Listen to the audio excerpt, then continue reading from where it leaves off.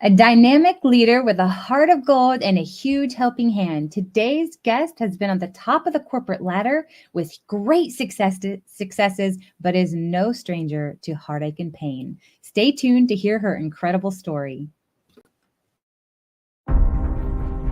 What superhero do you relate to most? I'm so curious. Why? Each of us has our own innate nuclear power. It's God-given. And yet we're all out here wondering, searching, forgetting, and suppressing. I know I was. It's okay, no judgments here. But I am going to get real. As a life and career coach, it's kind of my job. And you chose the show, so no one is forcing you. But the force is real. And the question I really want to ask is, what's your superpower? I'm Sharon Davenport. I've been called a real-life Wonder Woman. This show is designed to activate you alongside other superheroes. It's time that you arise, put your cape on, and fly.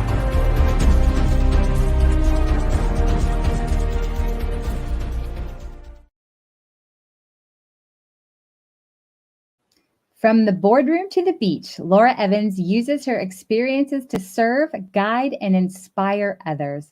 As a career advisor, she helps get you praised, promoted, and paid. Laura loves helping burned out professionals step into leadership, leverage teamwork, and navigate office politics. Founder of Trust Your Gut Feelings, she serves individuals in their unique journey for mental wellness by optimizing the mind-gut connection through a holistic platform of life-changing products, programs, and community of people. In just 3 years, this business has grown to over $25 million a year revenue, serving nearly 330,000 families each month. Laura uses the profits of her business to support the Willow Field Foundation, which provides mental health therapy scholarships. Welcome, Laura. We're delighted to have you here with us today.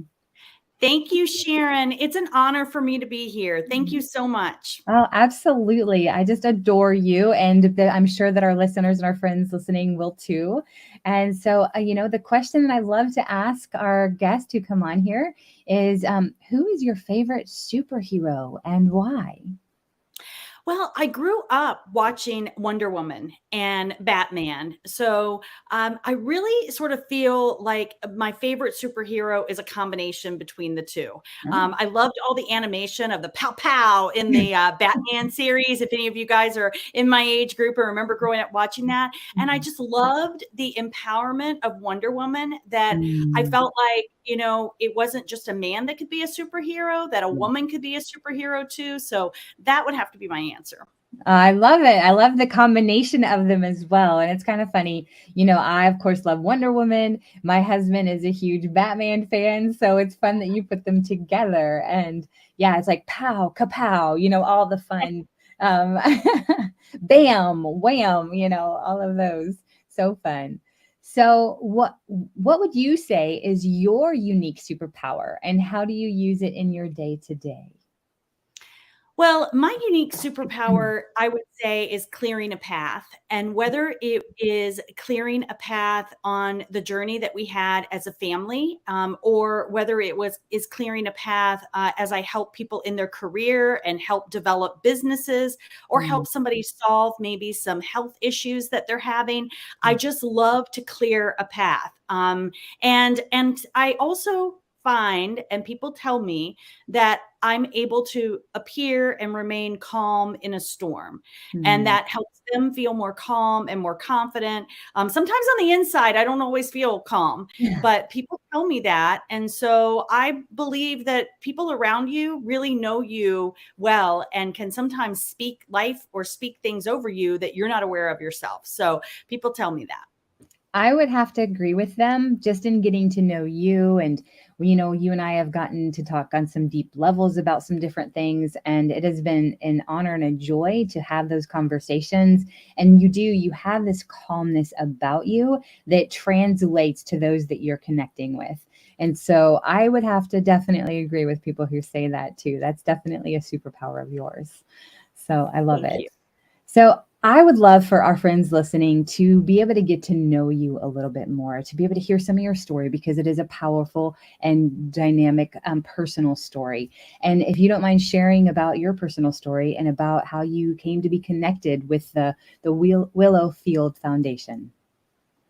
Sure. So, as you mentioned in the intro, my background is being an executive. I was executive for some very major brands and even president for billion-dollar brands. So, I have to say that my career was a priority for me. And I felt like that was the way it was supposed to be because I was providing for our family through my Right. career.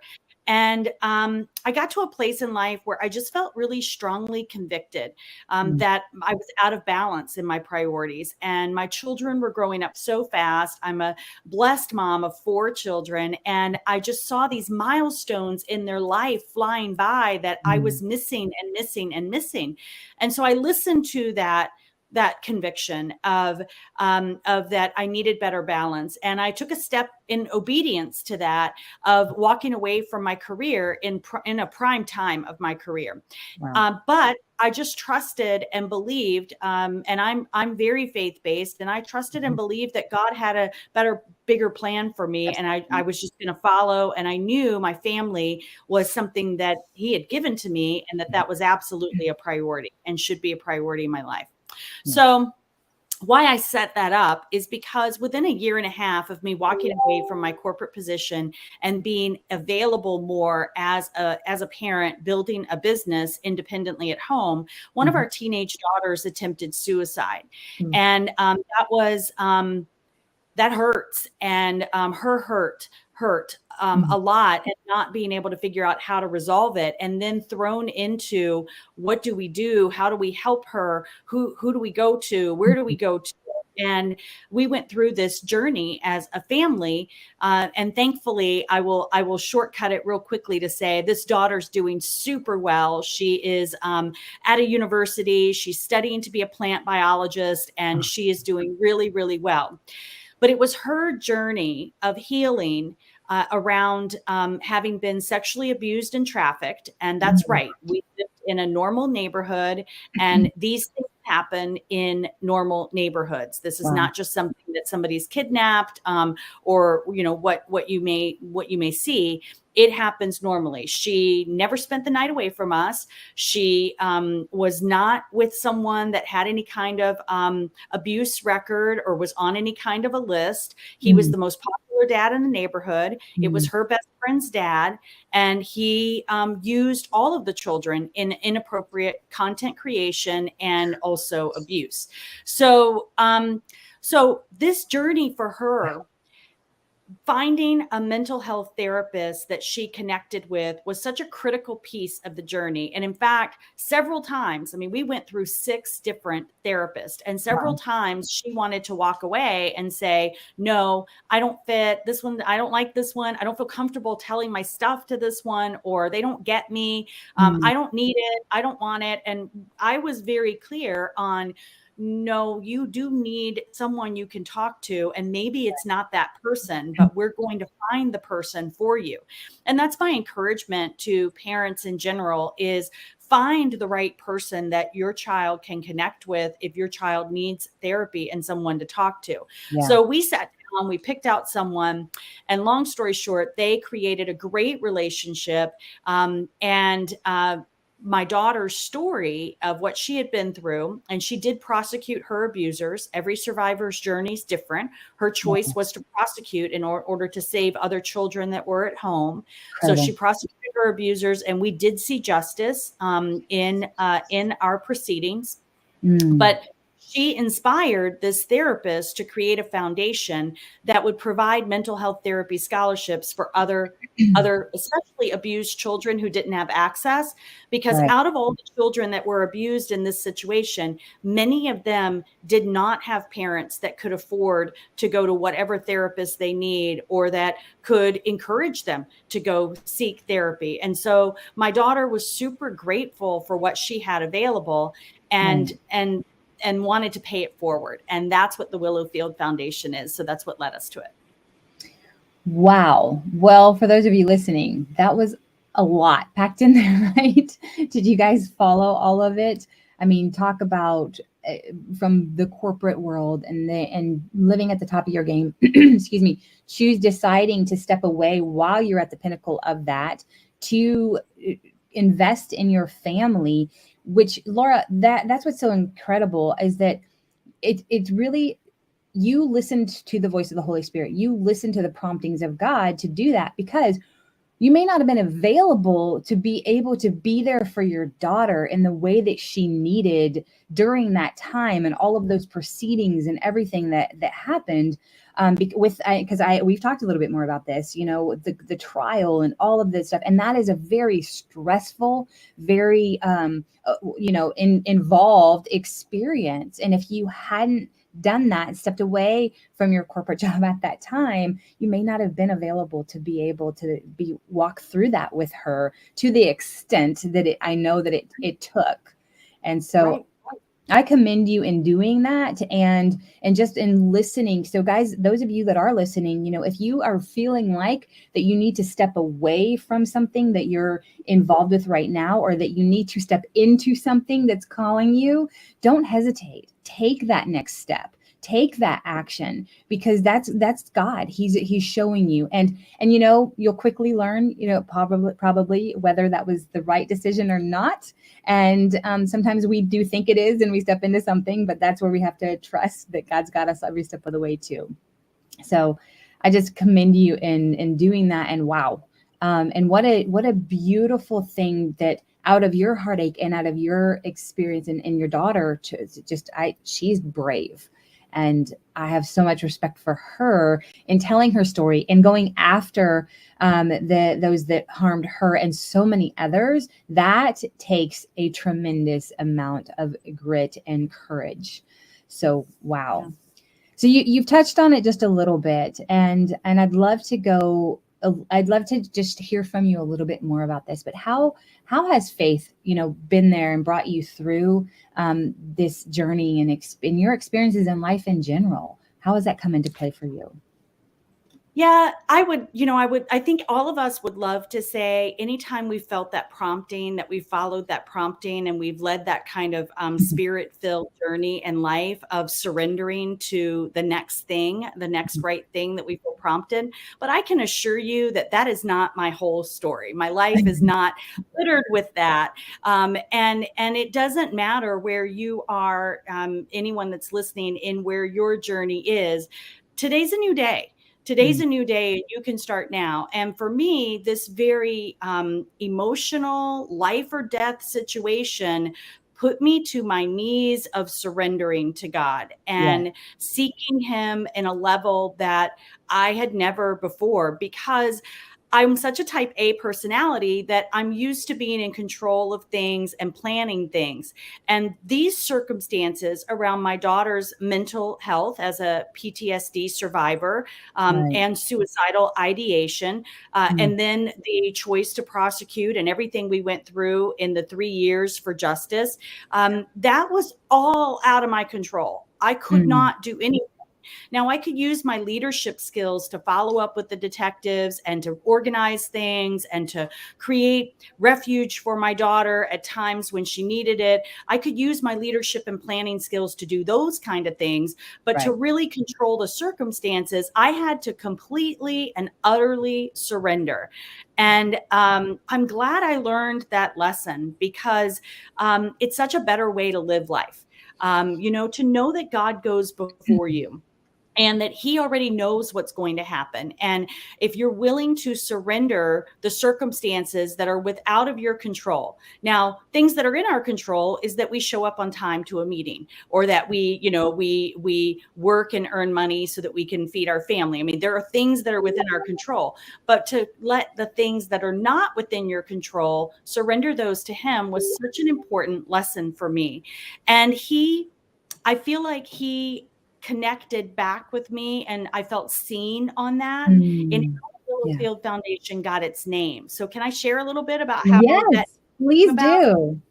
Well, our story is filled with God's handprints all over our story. It's redemption. restoration, and justice as well, protection. But in particular, when our daughter and her therapist were inspired to create the Willowfield Foundation, the therapist, inspired by my daughter's story and her will, her interest to give back, said, I want you to pick the second word of the street where your abuse happened.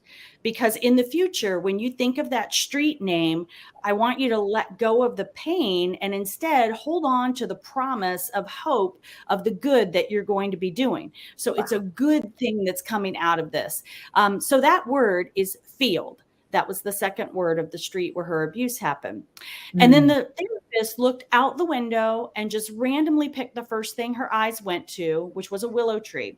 So it was called Willowfield Foundation. Now, what God and God alone knew, Sharon, was 4747 Willow Road was where I was working in California when my daughter was being abused in Texas. Oh my gosh. So that was God's way of saying, I mean, my daughter didn't remember that address. The therapist never knew that address. That was God and God alone saying to me, I want you to let go of the pain, and I want you to let go of the guilt as a mom, and I want you to let go of the shame that you feel I felt I wasn't there to do my one job to protect my child, and I should have, all these things. And God said to me, you need to let go of that, because I'm going to do something really big and really good for so many others because of your obedience and because of your trusting in me in this circumstance. So the Willowfield Foundation. Oh my goodness, Laura, is that not just our God? and to, man, that's so profound and so beautiful and incredible how he does that, just showing you, hey, listen, I got you. I've got your daughter, I have you, and I have all of the people that are going to come under this umbrella of this foundation. And what a beautiful piece. You have to make sure you share that story with everyone. Because that is just absolutely beautiful and incredible, and just like our God to do that. So, and so through this whole process, you've shared, your daughter is doing really well. She's doing fantastic in college. But I know it also, you have 3 other daughters, and you have your husband, and you have, your family. So how is your whole family doing after dealing with this experience and this journey? How are they doing today, if you don't mind sharing?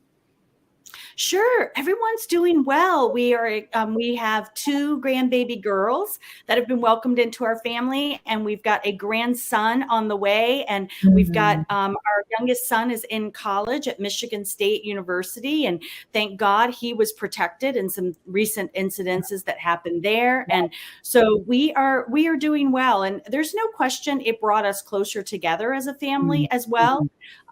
And we are all very passionate about this foundation. And we all contribute on birthdays, on holidays, all the kind of things. We are telling people, don't give us gifts, send money to the Willowfield Foundation, because we just want to be able to see it reach more people. I love that. And that goes back to, I think, what you were talking about with surrender before, and how you couldn't control all the circumstances. And I know that had to be hard because you are such a dynamic leader in so many ways. And that had to be hard, for you and for your family. But it sounds like it's so beautiful. As we surrender, God births beautiful things from that, and your family getting closer together through this whole experience too.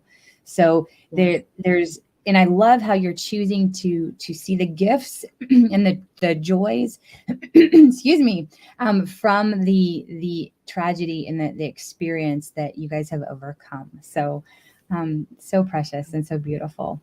But so, for our friends listening, some may be currently dealing with something similar.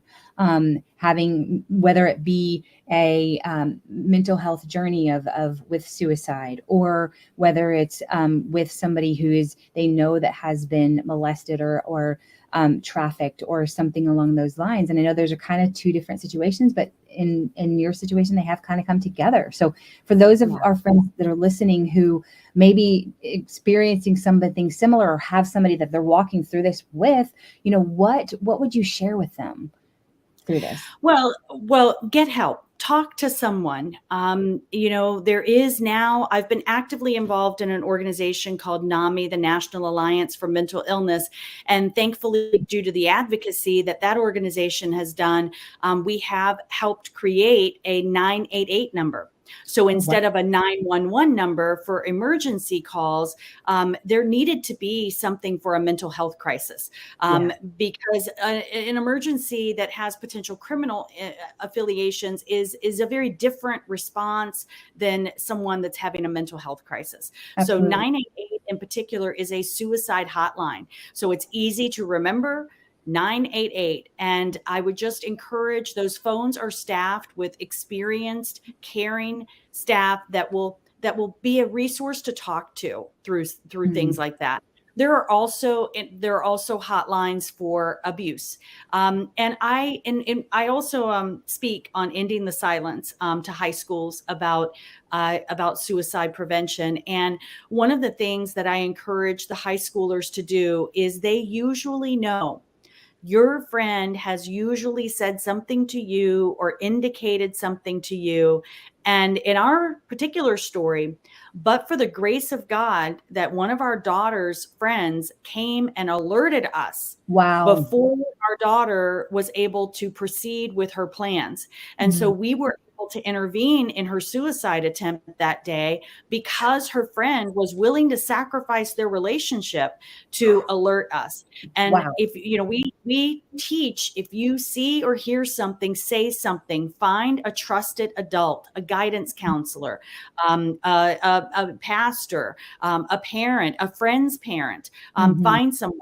And for those of us that are parents, I'm also a facilitator of Darkness to Light, which is a child sexual abuse prevention organization. They have amazing resources online, free resources that you can go and look at for how to begin talking with your children about what is okay and what's not okay, how to talk with your teen about how to ask, what is consent, how to get consent in of their dating life, and even what to do if you do have the child of one of your friends comes to you and says that they've been sexually abused. Where do you go? What do you do?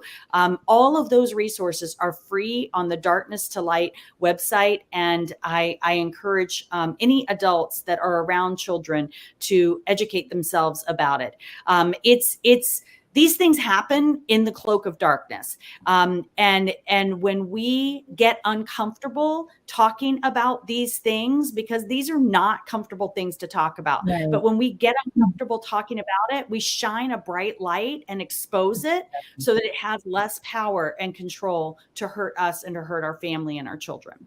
So good, man. I love all these resources. This is incredible, Laura, and so needed and so good. And I'm going to check it out because, my son is 10 and we have had little conversations with him, but luckily he's still extremely innocent because of where he's gone to school and stuff. But we know that he's coming into teenagehood. And so no, I'm going to check that out myself personally too. So thank you for sharing that as well. So good. So much here. So, and like, okay, now we're going to pivot. We're going to switch gears a little bit. And you are amazing and do multiple things. Like we've mentioned, you've worked in the high level corporate world, and possibly experienced, burnout yourself. So there might be some coaches listening here to this call, or some professionals that are dealing with burnout themselves. So, and I know you've helped coach many professionals with that. So what would you tell somebody who is maybe experiencing burnout for themselves? Well, it goes back to the lesson I learned about surrender. I find that the greatest amount of burnout occurred for me when I tried to control everything. The more I tried to control everything and the more I felt responsible for everything, we are not responsible for how other people act. We're not responsible for how other people feel. The more I learned that I'm not responsible for everything, Mhm. and that I don't control everything, then Right. it was freeing for me to be able to let things roll off of me. Pastor Joel Osteen has a saying that I love. I think it's it might be from Psalms 45:7. I'll have to get the verse specific, but he talks about the oil of joy, that the Lord gives us the oil of Mhm. joy. And so when we're covered in the oil of joy, everything else is like nonstick, like it Mhm. rubs off, That's good. drops off of us. It rolls off of us like water rolls, off of us.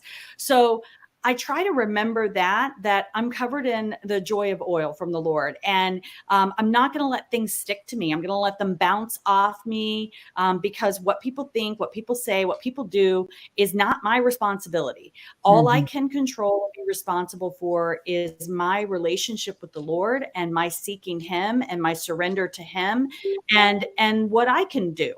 And so that has helped me not be as burnout as I used to be. And that Mhm. would be, I definitely have stepped away from that life. I live a much better life at the beach, relaxed, control my own schedule, set my own time and my hours, travel where I want to travel, when I want to travel. So it's definitely the opposite of what I was doing before. I love that. And, so true about when we try to control is when things get more out of control. Right. And I recently was on a retreat to Costa Rica with an amazing group of women. And we were able to worship, praise and worship on the beach. We were able to, we rode ATVs. We learned to surf. It was such an incredible time. And then we had time to relax, time to worship, like I said, worship, and then also to journal and to think, and then time together to go deeper with one another. And everybody had a breakthrough. But one of the things that was really hard at first, but such a relief, was that the incredible Tamara Andress was the one. She put the retreat on, and she actually said, and we were like, okay, what's our schedule? She's like, you're gonna know when to show up and what to wear, and I'll tell you before. We had to know schedule. Like, we couldn't control anything. We were completely out of control. It was the most incredible retreat I have ever been on because we had no control. She would say, tomorrow, show up. You need to be ready at 8 o'clock, and you need to be wearing sporty beach wear, or Mhm. whatever. And it was, so when we give up control, when we let it go, I had so much more relaxation, rejuvenation, freedom. And she said, you can't bring your phones. That was another thing. And so we truly had to, and were able to unplug. And man, I did not want to come home. I bet. Yeah. Yeah. So that Yeah. surrender, that was the closest thing to in a long time to have, of like being able to completely surrender, as in a physical sense. And it was such a joy, and there was so much Yeah. peace. And so that is, I think, a physical story of talking about what happens when we Yeah. surrender to God and we allow Him to be in control, and we're not trying to control everything. So Yes. so beautiful. So we're getting ready, as we're wrapping up here, Laura. Is there anything else that you would like to share with our friends listening before we say adieu for the day? Well, I would like to say, just on what you were sharing and us talking about surrendering and overcoming, or how to prevent burnout. I've Mm, also made it a practice to find one day, mm, one day as a Sabbath, and that was God's direction to us. And it right. doesn't have to be the same day every week, Mm, but find the day that I know. For me, I have a day in my calendar that I do my best. Now, occasionally travel or things will come up that sure. cause me to have to shift it to a different day, but I really work hard to make sure that it's not shifted to another month or another year. Mm, And just pick a day that you do truly unplug, that you put your phone away, even if it's just for, from from the time I wake up until, 5 p.m. Even if it's just daylight hours, I'm not going to be connected to my phone. The world will survive without me. And that's what's so freeing about it, is when we're constantly connected, we feel like the weight of the world is on our shoulders. And I would just encourage you, there's only one you. You're irreplaceably you, and you're called here for a purpose and for a reason. And the noise of life can get into that calling. So I would just encourage everyone to take good care of yourself, love yourself, make that time for that quiet time for you, that quiet time with your family, that quiet time with the Lord, and seek and ask him, how do you want me to show up in this season in my life? What is it that you want from me? And he will reveal that to you. Oh, so good. And just to piggyback on what you're saying there, actually it was last night. I was actually heard a friend talking about how doing a dopamine detox, because our phones actually, when we're checking it constantly, and we have certain apps, it has been scientifically proven that there are certain apps that are created to be addictive, but then also the likes and all of that stuff. And he was talking about like doing a dopamine detox of putting your phone and trying away and trying not to look at it.